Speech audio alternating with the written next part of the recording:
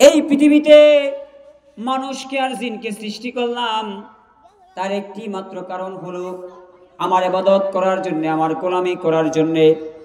আল্লাহ পাকের ইবাদত আর গোলামি ছাড়া অন্য কোনো কাজের জন্য আমি আল্লাহ পৃথিবীতে মানুষকে তৈরি করি নাই। শুধুমাত্র আল্লাহর ইবাদত, আল্লাহ পাকের হুকুম পালন করার জন্য, যাতে করে পরকালের জীবন, যাতে করে মাটির তলায় সুখে থাকতে পারি।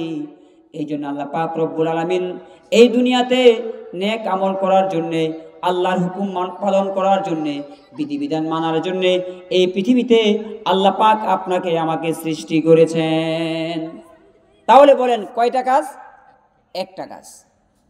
এই দুনিয়ার জীবনে আপনাদের এলাকায় শত সহস্র মানুষ রয়েছে, সবাই কিন্তু সকালবেলা ঘর থেকে বের হয় টাকা ইনকাম করার জন্য, ঠিক কিনা কোন?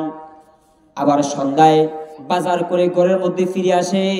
এবার আপনারাই বলেন, সকলে যে কাজ করতে যায় সকলের কাজ কি এক নাকি?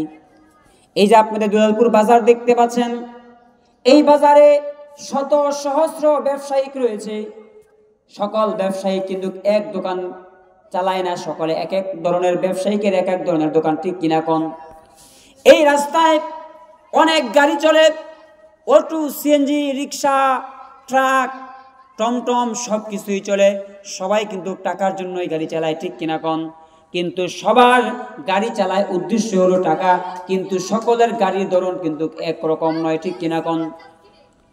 আল্লাহ রাব্বুল আলামিন এই পৃথিবীতে শুধুমাত্র আল্লাহ পাকের ইবাদত, আল্লাহ পাকের গোলামি করার জন্য আল্লাহ পাক এই পৃথিবীতে আপনাকে